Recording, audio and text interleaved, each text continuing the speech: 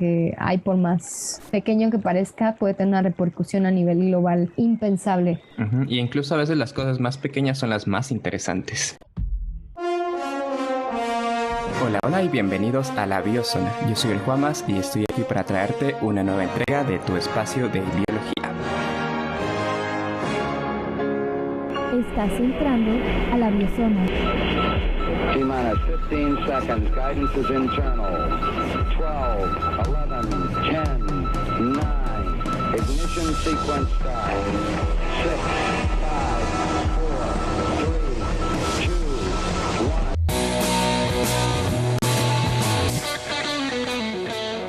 ¿Qué tal, biosónicos? En esta ocasión vamos a continuar con nuestra investigación del mundo microscópico. Esta vez vamos a hablar de protistas. Ya estuvimos hablando de algas, pero para eso traje una invitada especial, la doctora Itzel Sigala Regalado. ¿Qué tal? Bienvenida a La Biozona. Hola, ¿cómo estás? Muy bien. Entonces, para que te conozcamos un poco, bueno, Itzel fue mi profesora personal de protistas y algas. Entonces, estoy muy emocionado por este episodio porque voy a poder, pues, platicar uno a uno y resolver mis dudas que tuve durante la licenciatura. Bueno, Itzel, cuéntanos de ti. Yo tuve un camino muy encaminado siempre hacia la biología como una carrera. Desde que estaba yo creo que en secundaria tuve claro que lo que quería era esto. Creo que mi madre fue un factor determinante porque siempre fue una amante de la naturaleza y eso me llevó a este camino. Entré a la Facultad de Ciencias en la UNAM para estudiar biología, pero ya dentro realmente la vida me fue llevando por diferentes caminos. Yo cuando entré con la intención o con la idea de estudiar plantas medicinales. Sin embargo, a la hora de elegir una como especialización, digamos, un taller que llevamos, surgió uno de cuevas que se me hizo súper interesante. Y cuando estábamos en cuevas, yo estaba pensando que en algún punto otra opción era dedicarme a insectos.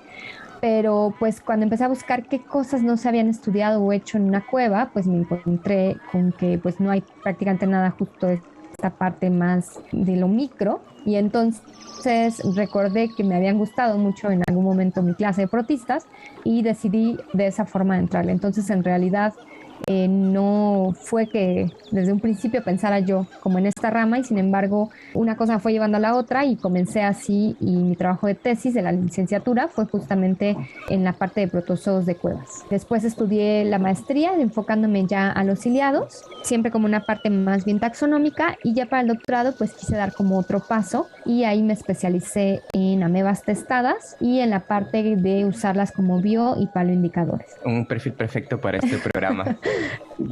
Sí. Me parece curioso ahora que he estado entrevistando a diferentes biólogos y así, comparándolos con mi propia historia de cómo llegué a la biología, me doy cuenta que todos tenemos una historia más o menos similar, de nuestra infancia, de siempre cerca de la naturaleza. Luego yo llegué a biología con algo totalmente diferente en mente y por el taller terminé en paleo, ¿no? Y ahora me gusta lo que hago.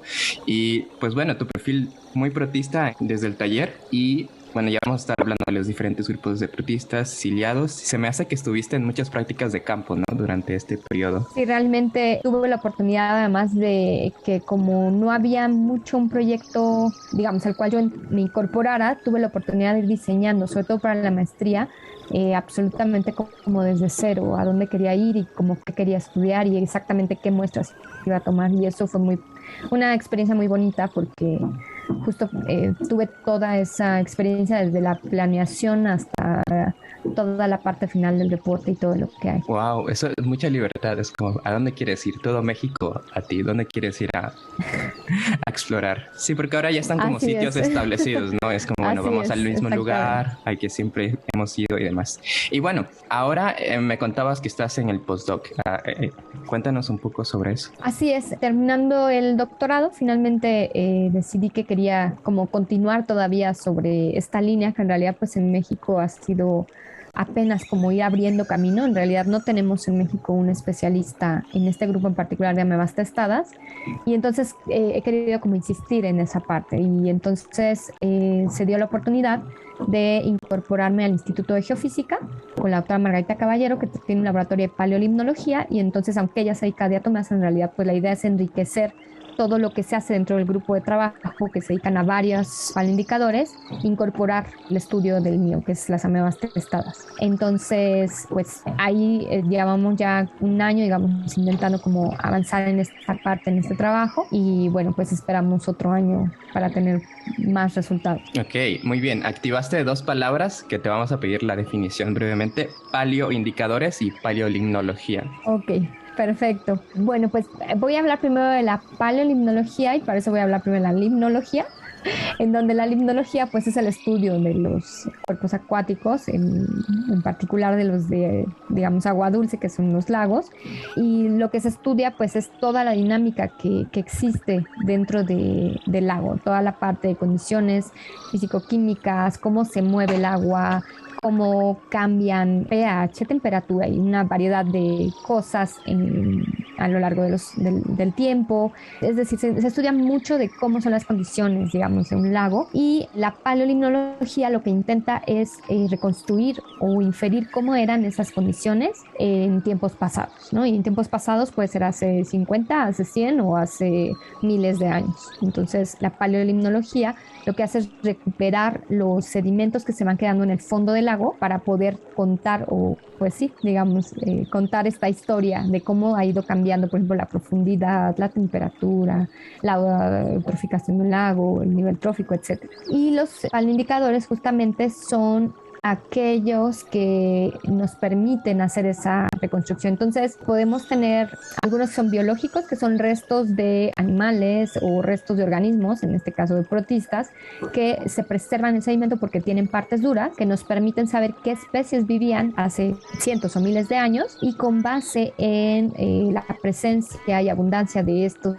organismos nosotros podemos inferir cómo eran las condiciones de un lago, porque conocemos actualmente cuál es su ecología o sus preferencias ecológicas. Sabemos que hay especies que les gustaba el frío y por tanto si las vemos en los sedimentos de hace miles de años, suponemos o podemos inferir que en ese tiempo pues hacía también frío. Entonces vamos haciendo como esta reconstrucción y puede haber estos, digamos, que son con organismos. Hay también lo que se hace con parte geoquímica, con los elementos.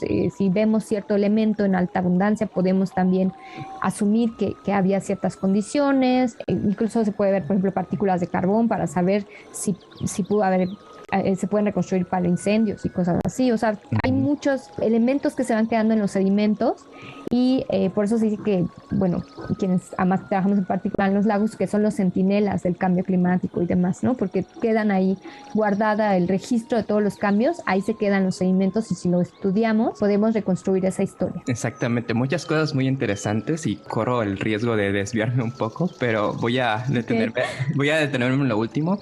Esto de los centinelas del cambio climático me gustó mucho porque dentro de este debate de la gente que negacionista del cambio climático y eso, uno de los argumentos que he visto que dicen es que solo tenemos registro, no sé, 100 años, 200, no tenemos tantos registros del clima y que no sabemos, ¿no? Pero justo este registro fósil nos permite reconstruir el clima y nos permite saber cómo era el clima en el pasado. Entonces es muy importante. Y voy a aprovechar este tema para relacionarlo otra vez con las biozonas y de por qué este programa se llama Biozonas. Las biozonas, esencialmente lo que tú haces para reconstruir el clima, pero nosotros para reconstruir la historia. Encuentras un organismo fósil, una especie, y si está bien calibrado, si ya está bien estudiado, tú ya sabes en dónde estás en el tiempo geológico. Y en este caso, más a detalle con los protistas puedes ver el clima, porque también se hace con plantas, pero los protistas tienen la ventaja de que crecen mucho más abundantemente, ¿no? Son un poco más confiables en ese sentido. Entonces voy a dejarlo ahí porque hay muchísimo que hablar. Entonces mejor hablamos otro episodio sobre limnología y paleoreconstrucciones, porque es muy rico ese tema y justo eso es a lo que tú te dedicas. Entonces yo creo que hay bastante para sacar ahí. Entonces vamos a usar esto como introducción y hablar de los protistas. Como si fuera agua.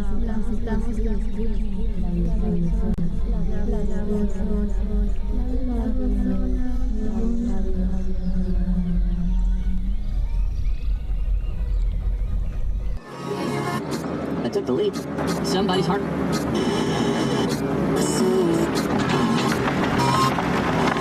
Está sintonizando a la biozona. Ahora vamos a empezar a Ok. hablar de los protistas para poder ahora sí entrar a detalle con tus proyectos. Para poder entender lo que hiciste, necesitamos entender qué es un protista. Ya hablamos de las algas y que de las algas, me gusta decir que las algas no existen porque es un grupo parafilético y lo mismo podemos decir de los protistas. No sé, por esa risa, a lo mejor estás de acuerdo. Así es, realmente hablar de protistas es un poco como complicado para empezar a definir. Siempre me viene a la cabeza una anécdota en donde tenía yo un tío que me decía, pero a ver, entonces, ¿a qué te dedicas? Y yo le decía, a los protistas. Me decía, o sea, son animales. Entonces, no, me decía, bueno, entonces son plantas. No, le decía yo, o sea, no son plantas, no son animales, en realidad son protistas. Ah, por eso, entonces me decía, por eso, entonces son animales. O sea, como que no acababa de cuajar la idea de entonces qué son, ¿no? Y yo creo que esto es muy buena definición, es que justo no son como una cosa intermedia entre otras y que es como complicada de definir. Además de que el mismo término, digamos, de protistas, bueno, se ha ocupado obviamente en diferentes momentos de la historia, digamos, de la biología. Desde que se acuña hasta el, digamos, término actual, pues ha cambiado un poco los organismos que estaban considerados dentro. Pero en realidad, actualmente, como ocupamos más este término, se basa en una clasificación que dividía la vida en 5 reinos, en donde teníamos pues los animales, las plantas, los hongos, las bacterias, y el quinto reino fue el reino que se llamaron como basura, es decir, todo lo que no era planta, todo lo que no era animal, todo lo que no cabía en bacterias, pues terminó en los protistas. Y entonces evidentemente cuando uno quiere definir un protista es muy complicado porque vamos desde son organismos procariontes y eucariontes, son organismos unicelulares y pluricelulares, son organismos autótrofos, heterótrofos, pero también pueden ser microscópicos, pero también hay macroscópicos. Entonces, claro, cuando empiezas a ver la definición de un protista es que puede ser cualquier cosa, ¿no? Es decir, es muy complicado, pero digamos de manera general o como intentando circunscribir un poco qué es lo que quedó en esto que en su momento llamamos protistas, es justo esta parte que son las algas, que en algún momento quedan también ahí, lo que llamamos protozoos, que tampoco ya en realidad se ocupa incluso mucho este término por considerar que no estamos agrupando más que así cosas muy diferentes y que son en su mayoría sí unicelulares, son como estos pequeños organismos que son los que pueden ver realmente a través del microscopio, pero que son eucariontes. Y tenemos ahí que se habían metido estos hongos que son los hongos mucilaginosos y que siempre están como de aquí para allá en las clasificaciones, que ha sido muy difícil también a veces como saber en realidad con quién están más cercanos o emparentados. Entonces, digamos, esto es como el gran grupo de lo que en algún momento llamaríamos protistas. Hey, ahí tengo un comentario sobre protoctista. Bueno, antes de eso, la historia más o menos, porque estaba viendo que el año en que descubrimos, bueno, que se describieron los protistas, que se describió como reino en 1860 por Hooke. Después vino Haeckel, muy cerquita, en 1866 me parece, y ya él hablaba de esto, el del reino protista. Pero los nombres creo que son importantes porque creo que van evidenciando nuestro entendimiento de la evolución, porque esto de protozoo, ¿no? De los primeros animales o previos a los animales. Y después lo cambiamos a protistas, como no sabemos qué son. Y después Lynn Margulis separa o distingue entre protista y protopista. Y lo que leí más o menos es que ella diferenciaba entre los protozoos unicelulares y los multicelulares, pero ¿en qué quedó esto de prototista? Porque ya no se usa. Sí, en realidad justo algo importante es eso, ¿no? Que en realidad, digamos, los términos se acuñan mucho antes, o sea, protista ya se ocupaba para, como tú dices, de Haeckel, aunque en realidad actualmente, bueno, la connotación es más la que le dio después Whittaker, por ejemplo. Y justo Margulis más bien cree que el término correcto tiene que ser protoctista y pues es complicado, digamos, esta parte de las definiciones porque hay como dos vías, digamos, que hay en la biología, es decir, una que es ponerse como a meterse como a esta parte más desde etimológica o de qué quieres decir con la palabra y con el concepto, y otra que lo que ha pasado mucho también, pues es que se terminan ocupando muchos términos como iguales o como sinónimos. Entonces, bueno, pues creo que un poco es lo que ha pasado, ¿no? Que en alguna literatura, digamos, quizá no muy especializada, uno puede ver que protoctista podría utilizarse pues como un poco lo mismo, y en realidad pues qué término ocupar pues depende a qué clasificación estás como haciendo referencia. Si hablas justo de la propuesta que da Margulis, lo correcto es hablar de prototistas. Si estás hablando de lo que propone Whittaker, lo correcto sería protistas. Y en realidad yo diría que hoy en día pues nos aferramos un poco al término y vemos todavía esa sociedad de protistología, pero que en realidad pues está como en vías de cambiar, desaparecer, porque es agrupar un montón de cosas que no son agrupables o no son como tan parecidas, y ya más bien poco a poco tendremos que migrar a un nuevo concepto dependiendo de cada quien, el grupo, ¿no? Ya quizá la pista va a ser en desuso y ya en algún punto vamos dependiendo si te dedicas a tal o a tal grupo, pues estarás en otro reino, en otro grupo o en otra clasificación. En este caso no depende de la especie, sino que depende de los autores, de qué nombre vamos a usar. Y sí. Entonces esto de la sociedad de protistología, bueno, van a terminar haciendo una sociedad por cada familia de protistas. Sí, eso es un poco, creo que por lo cual no ha habido, sí, por lo cual mantenemos, creo, esta parte, ¿no? Es decir, empezamos a ver las filogenias, que empiezan a salir cosas súper locochonas, y entonces, híjole, ¿ahora qué hacemos? ¿Cómo nos subdividimos y que eso además intente tener algo estable y que no con las siguientes clasificaciones volvamos a cambiar? Entonces ahora vamos a deshacer esta y vamos a partir la sociedad ahora en dos, justo, ¿no? Creo que sería complicado, así que de alguna forma ahorita, pues lo más sencillo es mantener esta sociedad, pero claro, entendiendo que hablar de protistas es agrupar muchas cosas que son distintas. Yo, desde fuera no soy protistólogo ni nada, pero podría verlo como que no están relacionados filogenéticamente, pero quizá los métodos de trabajo podrían agrupar a los investigadores, ¿no? Porque al final de cuentas se trata de reunirse en conferencias y que se puedan entender unos a otros y que las preguntas sean relevantes para los demás investigadores en la conferencia. Así es, y que digamos justo comparten de alguna forma un hábitat o algunas incluso especializaciones, incluso ya si quieres más adelante digamos, pero pues también las amebas testadas es otro ejemplo de estas agrupaciones que ahora sabemos que no están bien porque no es o sea, son cosas distintas, provienen de líneas evolutivas distintas,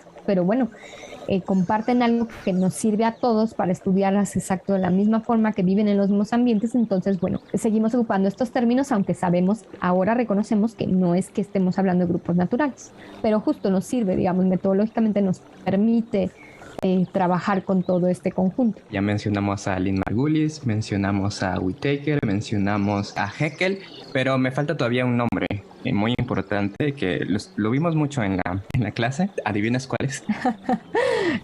Sí, supongo que Corres. Cavalier Smith, que es un protistólogo renombrado. Tengo que mencionar que falleció este año. Yo me enteré hace poco. Sí. Falleció el 19 de marzo. Pues bueno, a él se le atribuye la creación de muchos grupos de protistas, el reino cromista, la introducción de cromalviolata, Opisthoconta, Rizaria y Excavata. Y empezó con un sistema de clasificación de de toda la vida, de primero 8 reinos, después le bajó a 6. Y en la clase justo vimos esta adaptación de Curlis, ¿no? Entonces me gustaría que comentemos un poco de eso, justo lo que comentábamos antes de micrófono, de los 6 reinos. Sí, pues realmente él se dedicó toda la vida a intentar entender esta parte, ¿no? De cómo, y en realidad tenemos justo muchos artículos de muchas de sus propuestas diferentes que iba adaptando y que él iba cambiando. En efecto, pues tiene poco que finalmente él falleció, y pues realmente yo diría que fue activo hasta el último momento. Y recientemente justo hubo una reunión, la conferencia de la Sociedad de Protistología, y evidentemente hubo un simposio en su memoria llamado Tree of Life, ¿no? El árbol de la vida. Y pues fue interesante, ahí hicieron algún punto algunos de los conferencistas la recapitulación de parte de todas sus propuestas, y en realidad justo fue alguien que iba constantemente avanzando, ¿no? No tuvo como su clasificación y de ahí no le movió, sino que más bien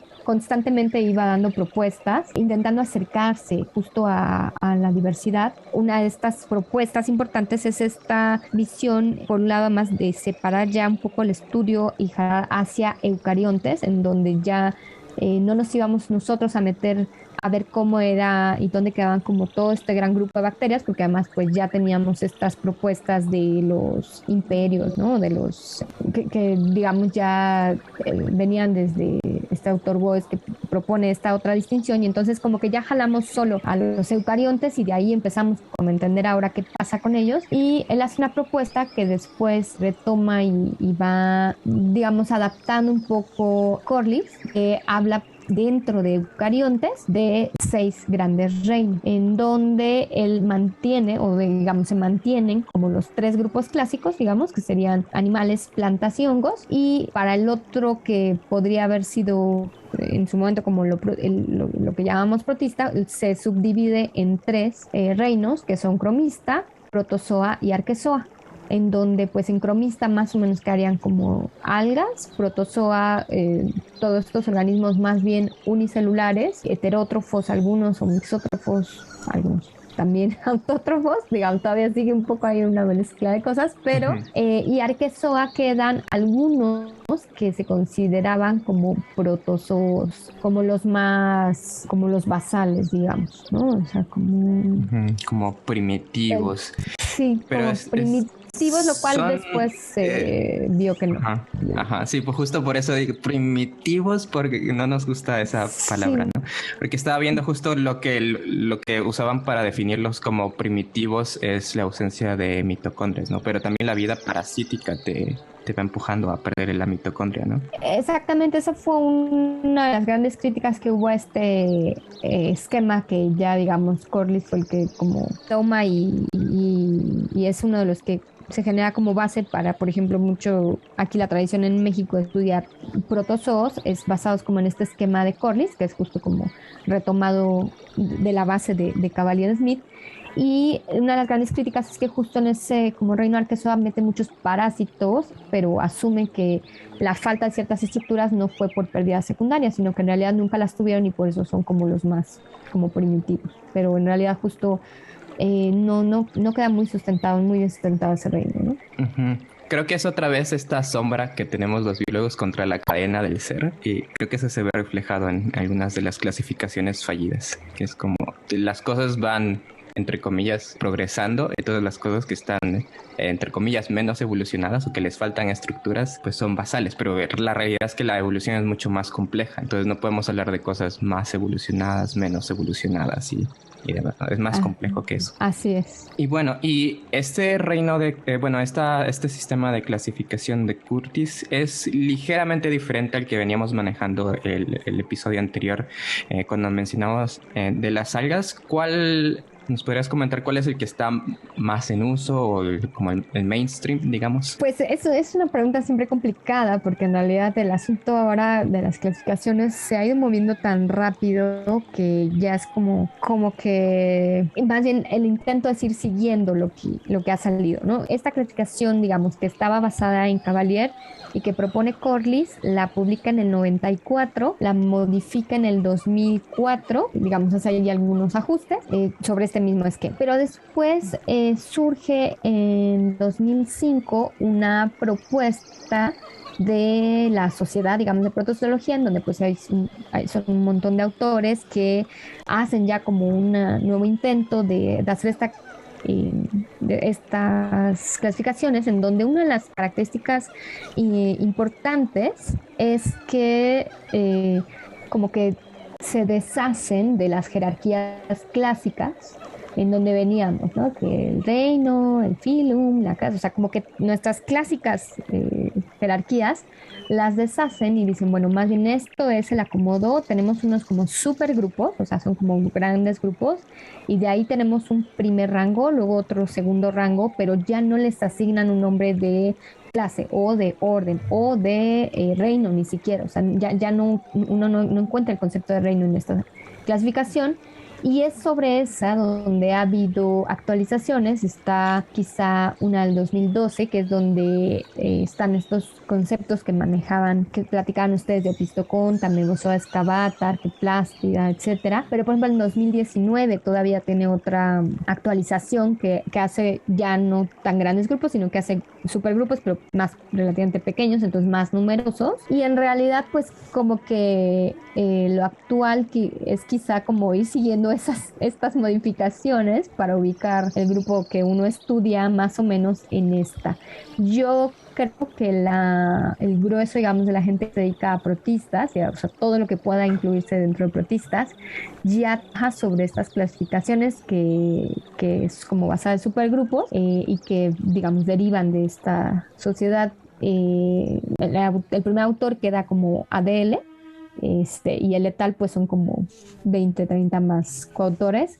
Digamos, si ahorita quisieras publicar algo de protistas, pues más o menos lo actual, ¿no? Para no verte así como, uy, es que me quedé en las clasificaciones del pasado, pues esas, o sea, seguir como esta línea de actualizaciones que ha habido de parte de este conjunto de autores. Es lo de hoy, esos.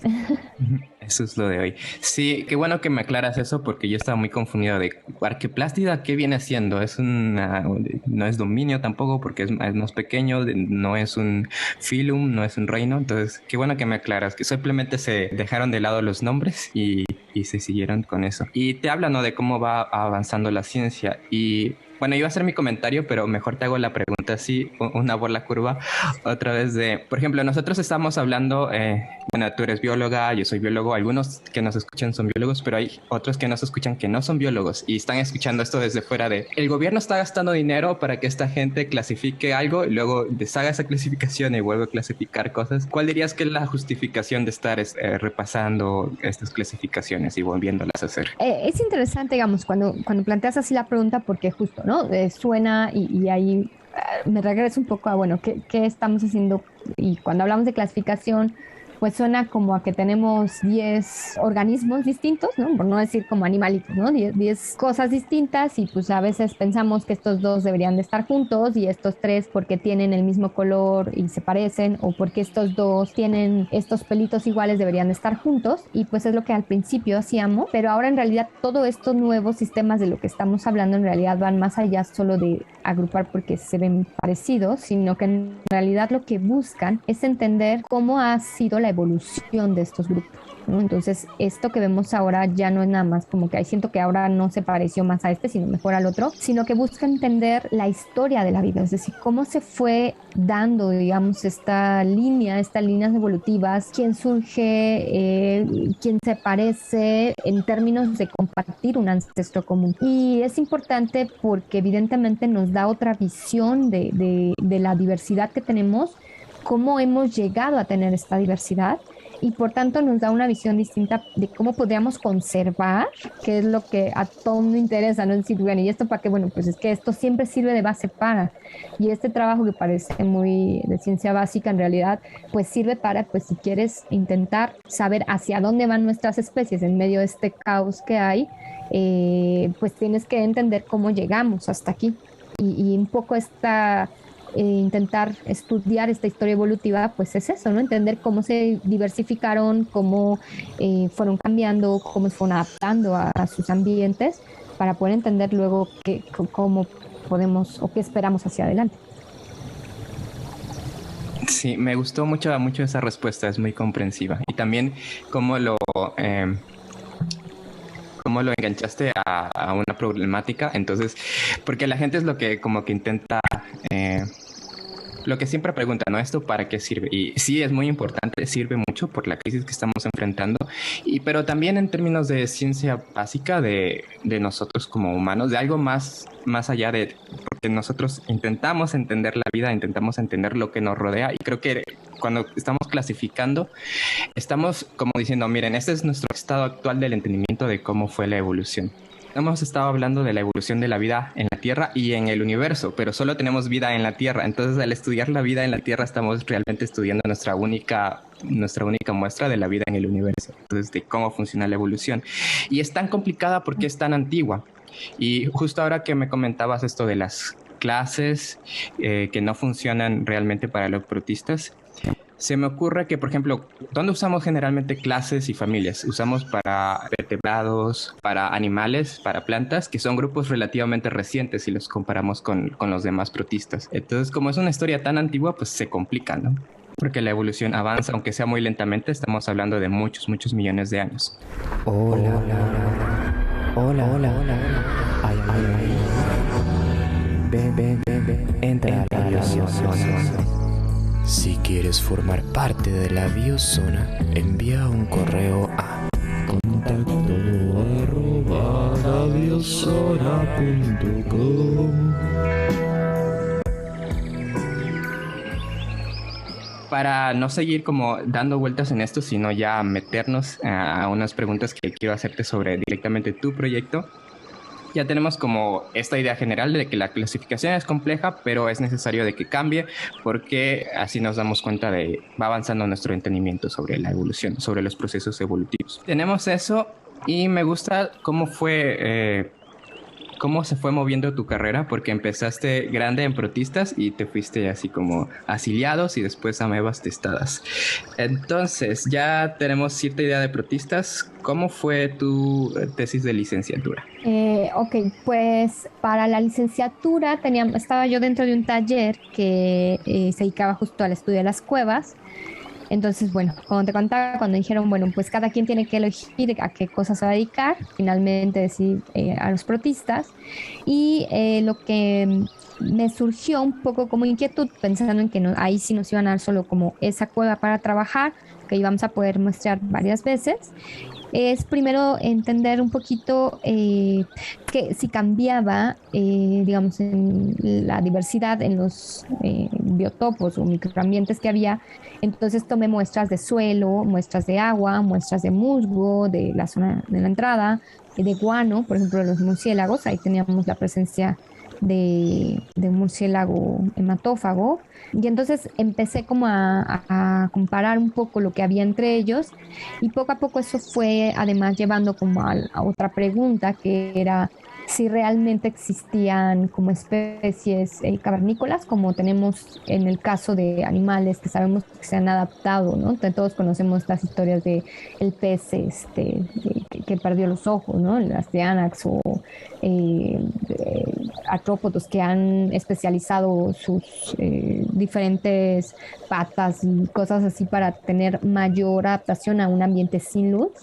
Y un poquito la pregunta era si teníamos tal vez algo así o si en realidad todo lo que había en cuevas es solo lo que entra cuando llegan momentos, por ejemplo, de lluvia y cosas así. Y esto un poco fue como la guía para la tesis de licenciatura y después para la de la maestría, aunque en la licenciatura trabajé pues digamos con todos los grupos de protozoos, o sea, todo lo que surgía que eran protozoos fue lo que reporté y ya para la maestría solo ciliado. Voy a parar ahí un poquito. Entonces, ¿sí encontraste protistas cavernícolas? Digamos que sí encontré viviendo adentro bastantes, aunque y sí parecía haber alguna preferencia, por ejemplo, hacia ciertos biotopos, ¿no?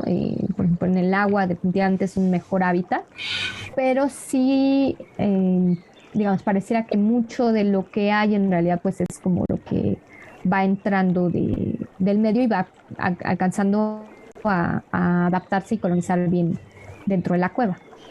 Uh-huh. ¿Y qué tan profunda era esta cueva? Fíjate que no era muy profunda en realidad, pero sí tenía varias zonas que tenían ya condiciones de oscuridad total.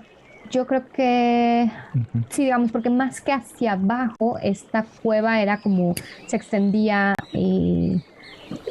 quizá unos, sí, no sé qué será, como, no sé, no creo que sea mucho, unos 20 metros quizá de cuando mucho lo que bajábamos a partir como del ras, pero además como estaba justo como en una zona de un cerro, digamos, entonces como que tú entrabas hacia la panza del cerro, entonces como que claro, de ahí hasta hacia la cima, pues seguramente sí había más, pero nosotros caminábamos un poquito más bien como en lo horizontal, pero sí te digo, había varias zonas de oscuridad total ya más bien como hacia lo profundo, no sé, quizá variaba, ¿no? 50 a 100 metros, porque además tenía como varias zonas hacia diferentes ejes que se abrían.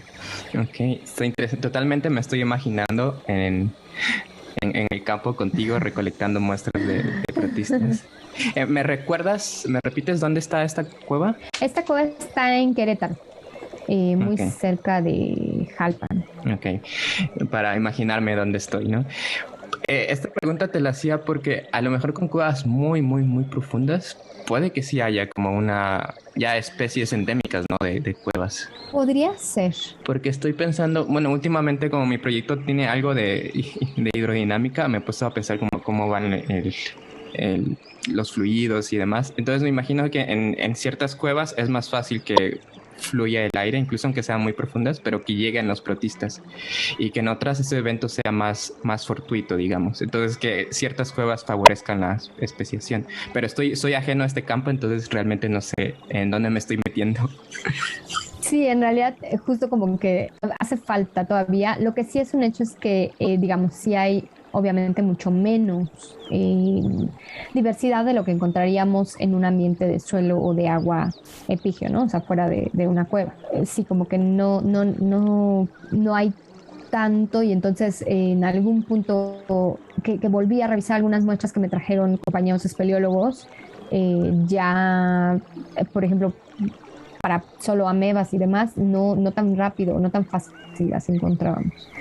Entonces, es interesante y podría dar para una gran línea realmente de trabajo, como poder ir entendiendo justo y pues además aquí en México tenemos tantas cuevas, la verdad es que hay Sí, mucho campo de yo creo estudio que en esa parte. puedes dedicarle toda tu vida a estudiar las cuevas y todavía faltaría. Sí, así es. Entonces, por ahí si hay alguien en la prepa y quiera estudiar cuevas, está a tiempo de meterse a biología. O los que están en biología también, ¿no? Exacto. Cuevas. Está interesante. Porque además mencionabas espeleología, ¿no? Rápidamente, ¿qué es eso? Y justo, digamos, es el estudio de todos las cuevas o los sistemas kársticos y de las grutas y todo, digamos. Ujú. Sí, porque se hace a nivel de investigación, pero también está la parte recreativa, ¿no? De gente que va a cuevas nada más por deporte. Sí, realmente, sí, quizá, digamos, podríamos como mejorar el término como bioespeleología, realmente a lo que nosotros hacemos.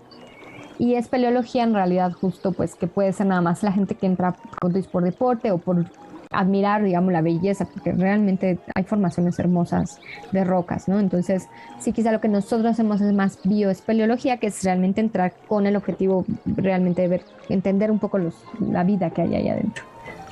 Sí, estoy recordando las veces que entré a grutas y realmente es otro mundo maravilloso allá adentro. Y bueno, esa fue licenciatura, que fue general protistas y después ciliados. ¿Hubo algo diferente en los ciliados?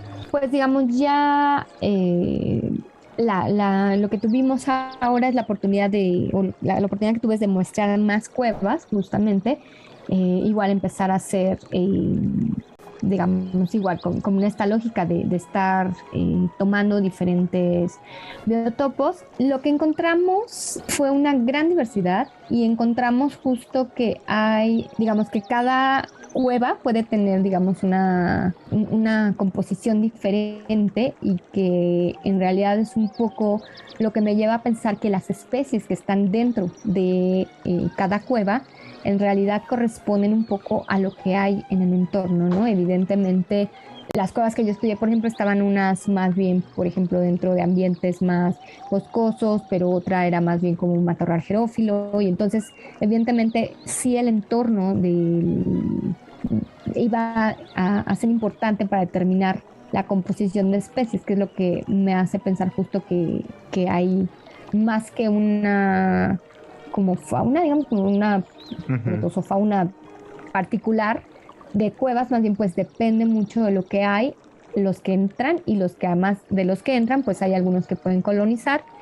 Y vimos además fui en 3 momentos distintos del año y lo que pude también observar a lo largo de la comparación dentro de una misma cueva de lo que iba saliendo en cada momento del año es que cambia. Entonces, dependiendo de la época del año, también vamos a encontrar a veces una diferente diversidad, lo cual refuerza un poco esta idea de que lo que observamos adentro es muchas cosas que quizá entran por transporte, pero logran sobrevivir, están ahí, pero quizá en otro momento cambian un poco, llegan lluvias, entra agua, entonces cambia la diversidad porque entran nuevas o distintos organismos y quedan ahí. Ujú. Eso también es otra cosa, ¿no? Con los protistas, porque depende de en qué momento muestres, vas a obtener algo totalmente diferente, ¿no? A lo largo del año. Así. Pero es una excusa para estar yendo a campo mucho.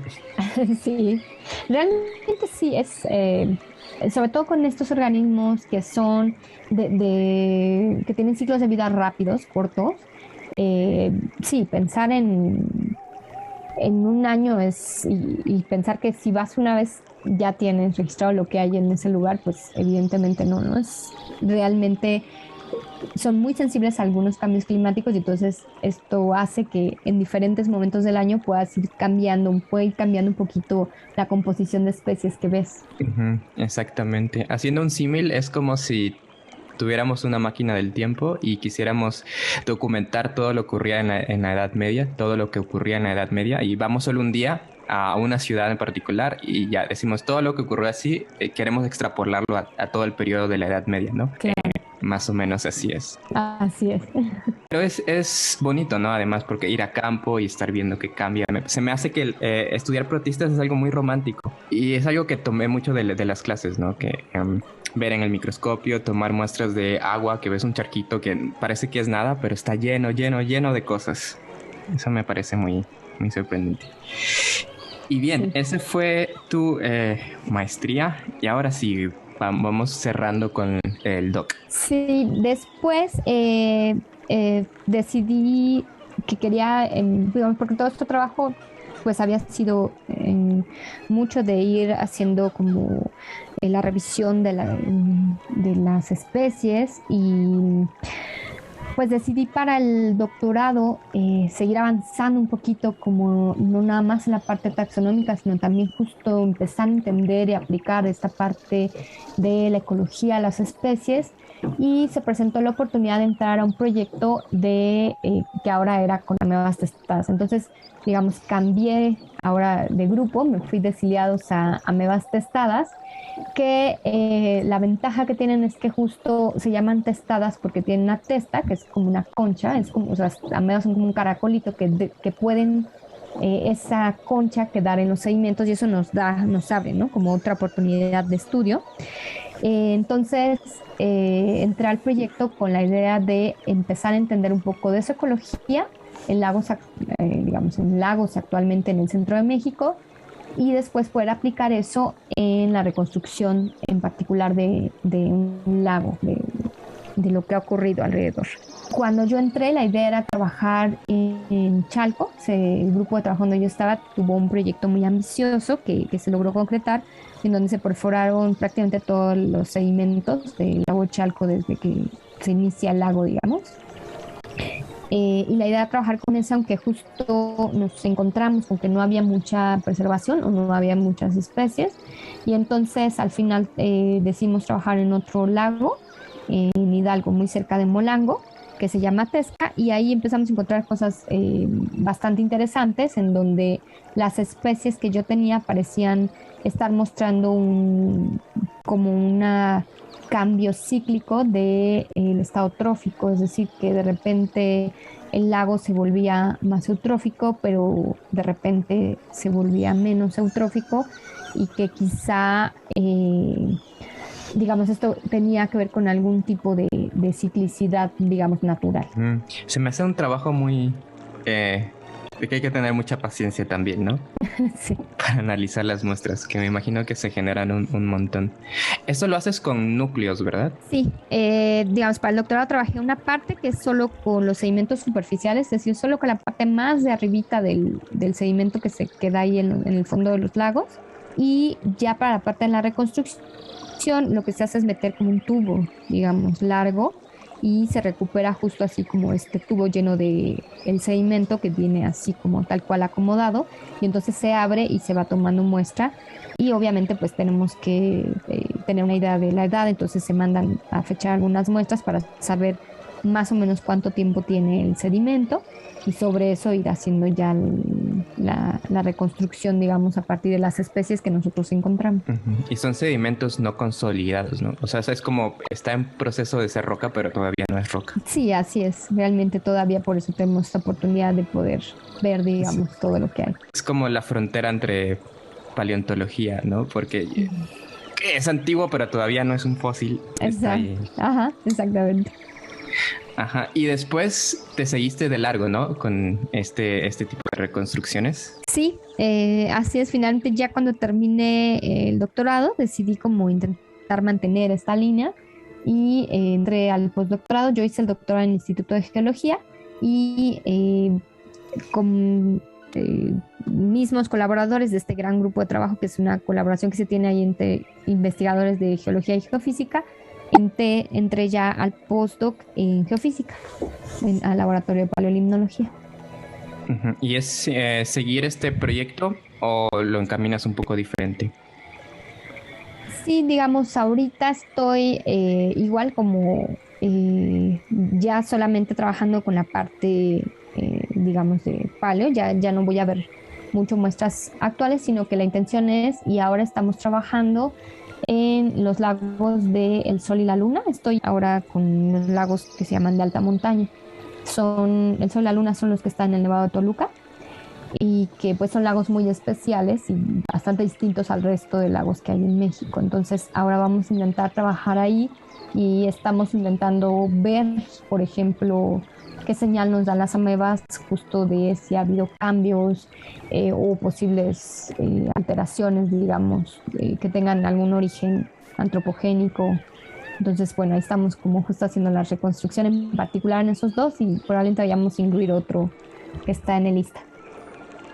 Okay, mucho trabajo de campo últimamente.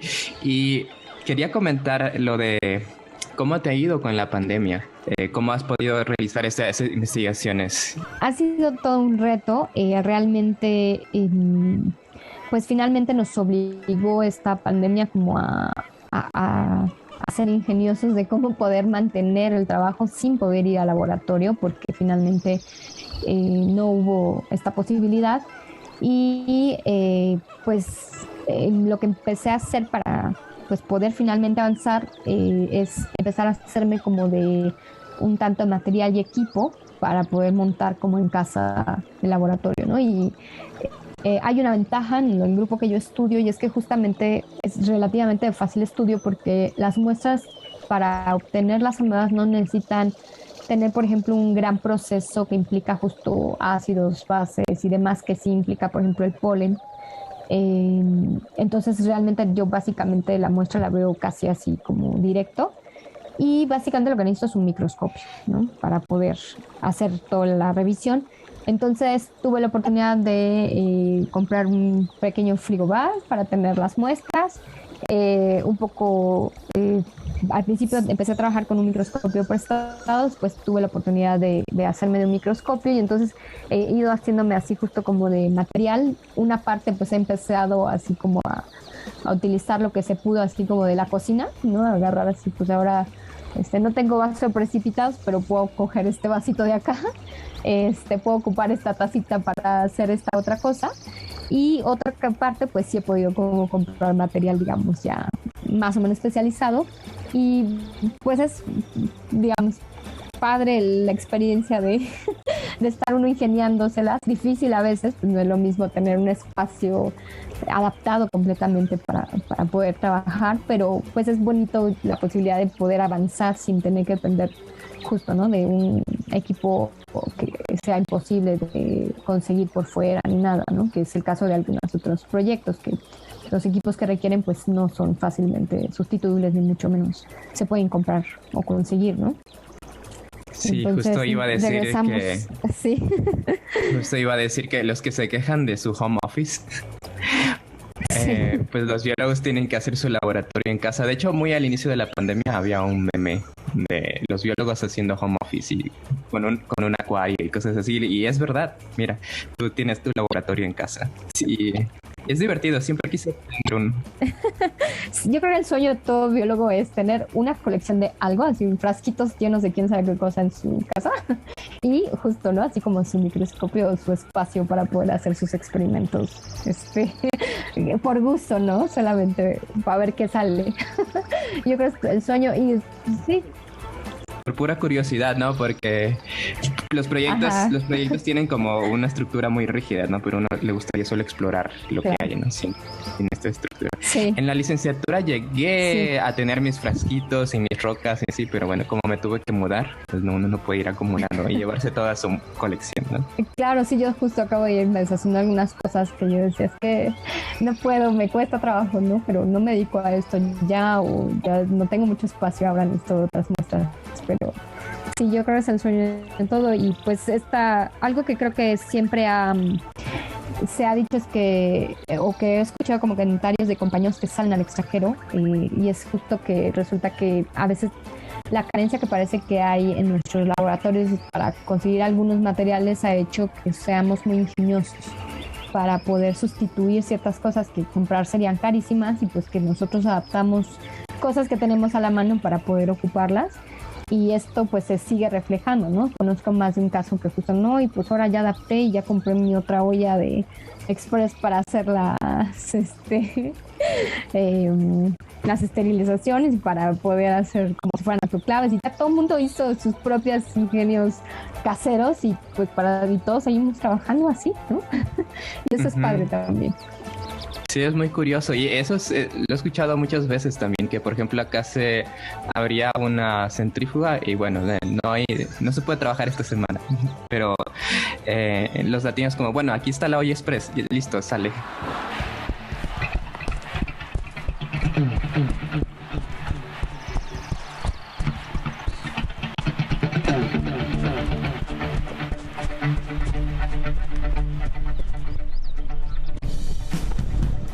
Corre, ven, súmate a la biozona.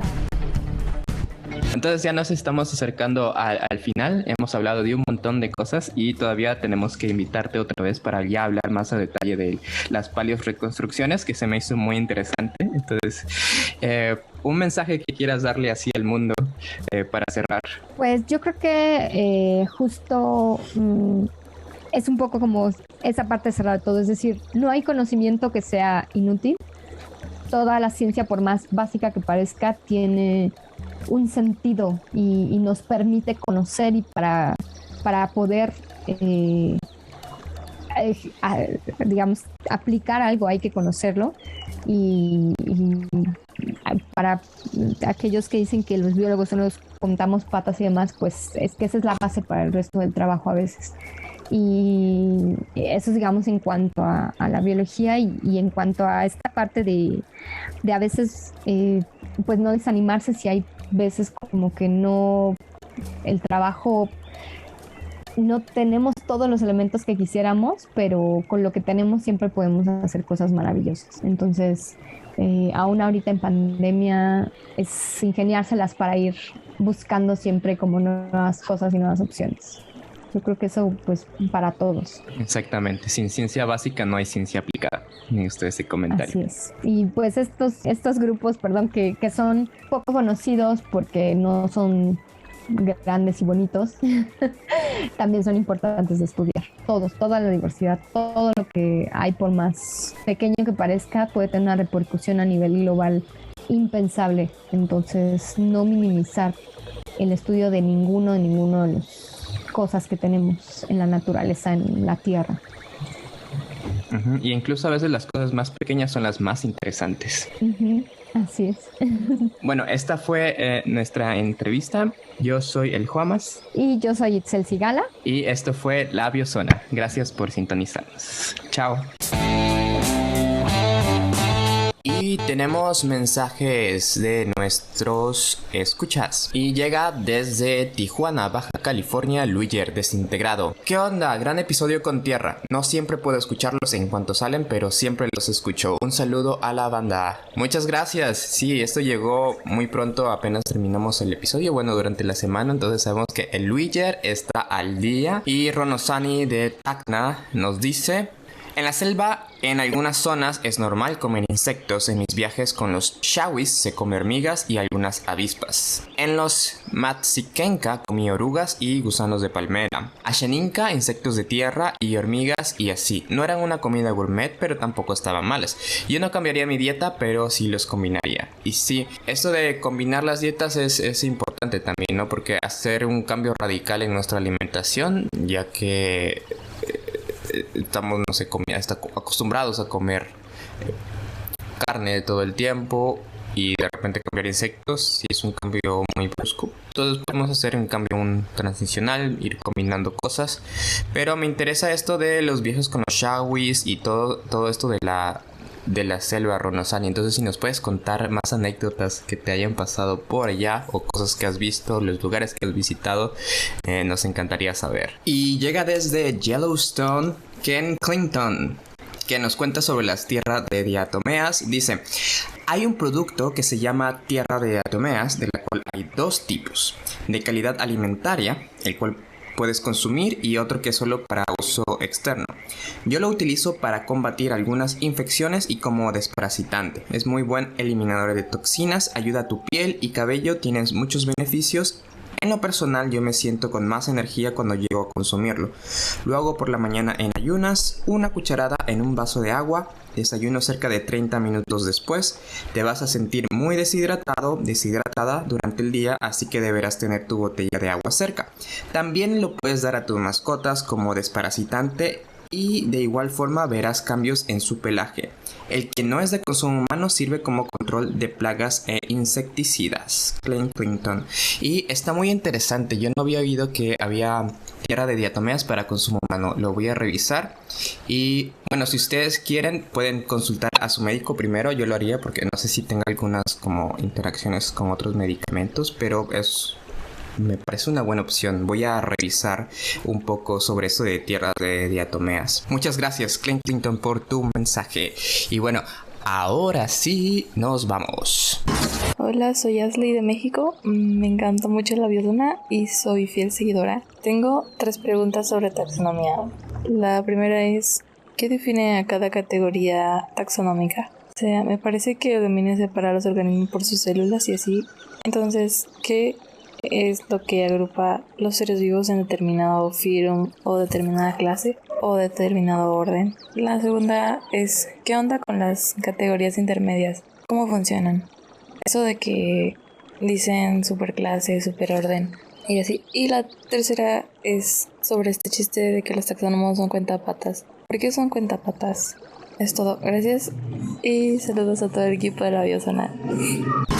Ok, la primera pregunta: ¿qué define a cada categoría taxonómica y qué los agrupa? Podemos responderla a varios niveles. Quiero hacer este énfasis: ya escuchamos ahora el episodio, que en realidad los protistas como tal, como reino, no existen. Entonces el sexto reino, el reino protista, en realidad es artificial. Esto de los phylum era muy útiles, y de los reinos, sobre todo los reinos, porque el phylum sigue siendo útil, pero los reinos se empezaron a describir en un momento en que no teníamos tanta información, y teníamos el reino planta y el reino animal, porque eran totalmente diferentes, y se los definía conforme a si podían sintetizar su alimento, si se movían o no, y cosas así. Ahora tenemos esta propuesta de los dominios de Woolf, y la definición es por ARN ribosomal. Entonces las diferencias en el ARN ribosomal nos van a dar el dominio bacteria, el dominio arqueobacteria y el dominio eucario. Entonces eso sería lo que separa a las 3 grandes vertientes del mundo natural. Y después, como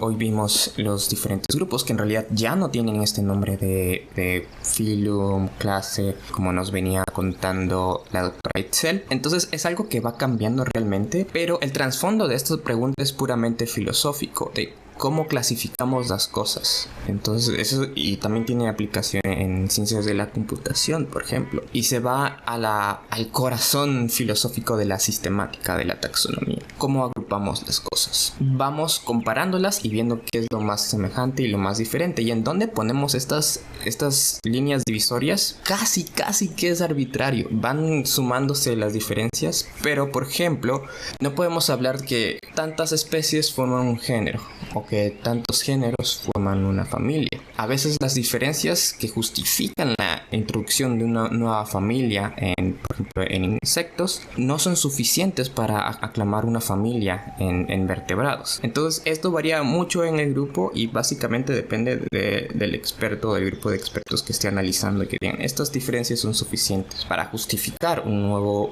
grupo, una nueva familia. Pero realmente no hay algo como un manual que te diga: a partir de tantas diferencias ya puedes hablar de un phylum. También tiene que ver con la evolución, porque si hablamos de que una familia en el precámbrico, una familia de protistas, podría dar origen a todo un grupo, ¿no? Porque se va diversificando de esta manera. Es algo que tendríamos que ver más a detalle, entonces por ahora lo voy a responder brevemente, que ya sé que no fue tan breve.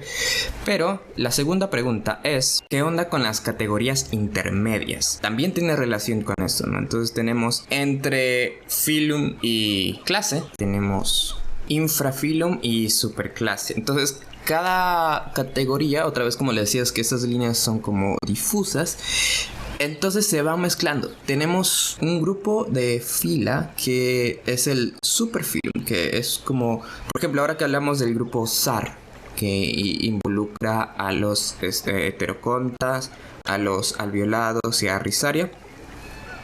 Esto sería como un superfilum, ¿no? Y abajo serían los filum, sería Rhizaria, alveolados y los heterocontos. Pero no son categorías taxonómicas formales. Entonces mucha gente, como discutimos, ya no los consideran con estas categorías de suprafilum. Pero debajo del filum tenemos infra. Y estos nombres, estos prefijos se usan para todo. Entonces tenemos supraclase, clase, infraclase. Después tenemos lo mismo con orden: supraorden, orden, infraorden, suprafamilia, familia, infrafamilia. En géneros y especies ya vamos con esto de las tribus y demás cosas. Eso es muy importante solo cuando estás trabajando con un grupo con mucha diversidad. Por ejemplo, si estás trabajando con escarabajos, ahí las tribus van a ser muy importantes.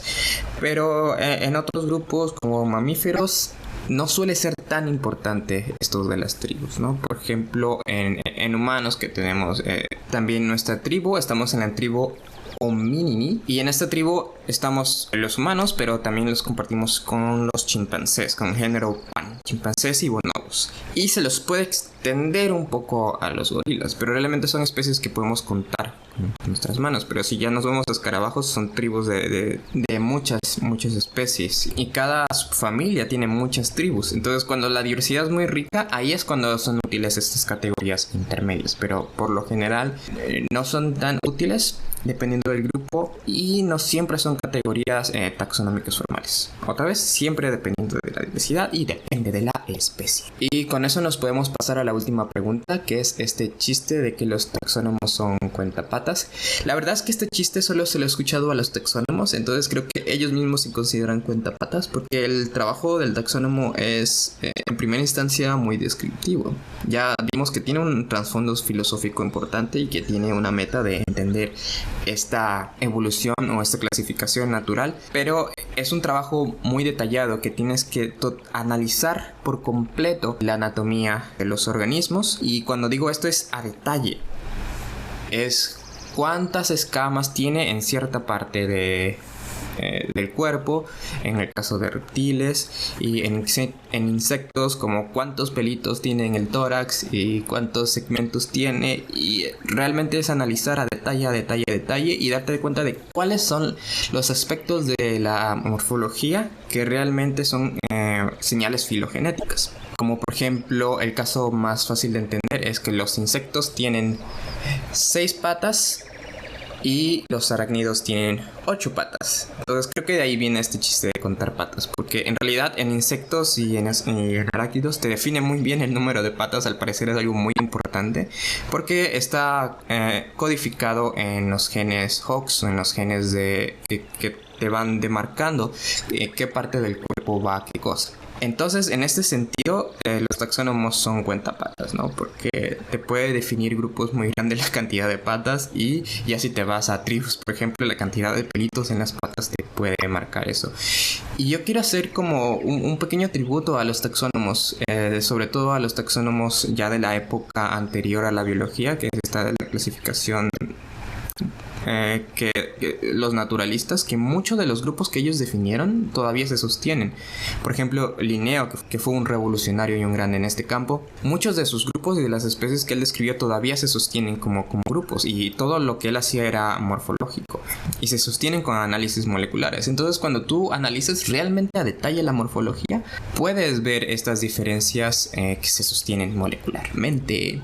Y bueno, ahora sí los dejo porque se nos está acabando el tiempo. Recuerden que en La Biosona somos un equipo. Tenemos a Aileen en el Twitter con sus hilos de astronomía, y también tenemos algunos episodios preparados para ustedes. Tenemos a Tierra de Ciudad de México, también nos ayuda en el Twitter y también está en Instagram, y bueno, también grabamos algunos episodios. Después tenemos a Depresión Sináptica, que nos ayuda mucho en el TikTok. Chéquense, pasen por ahí en el TikTok, @LaBiosona_podcast. El Instagram y el Twitter es solo @LaBiosona. Ponemos muchas cositas por ahí y estamos como en contacto, entonces síganos para no perderse de de detalles y de cosas del episodio. Y también nos pueden mandar mensajes para que los leamos aquí, porque les vamos a dar prioridad obviamente a los que escriben en el correo, son los que leemos aquí, pero nos gusta también tener interacción por allá. Y también tenemos el blog www.labiozona.com, y ahí tenemos a BS Raida, que nos ayuda a coordinar a los colaboradores. Tenemos un equipo amplio de colaboradores. La última entrada fue de Luciferasa. ¿Se comen las proteínas? No sé, ¿se comen las proteínas? Vayan y léanlo y nos dicen si las proteínas se comen o no. Y el más importante de este equipo, el que mantiene toda la página y todo, permite que no se caiga nada, el andamiaje de este lugar, es el Chompita, mi hermano. Lo pueden seguir en Twitter, en Instagram. Y de hecho, si necesitan algún servicio de que les haga su página web, él también tiene su propio negocio en Kailus Network. Les voy a estar pidiendo que nos manden un comercial, porque la página de verdad que le quedó muy muy bien. Y ustedes también pueden tener su propia página de divulgación si se dedican a esto o de cualquier otra cosa. Y bueno, ahora sí, nos vamos y nos vemos la próxima semana. Chao. Esperen. Gracias por sintonizarnos. Chao.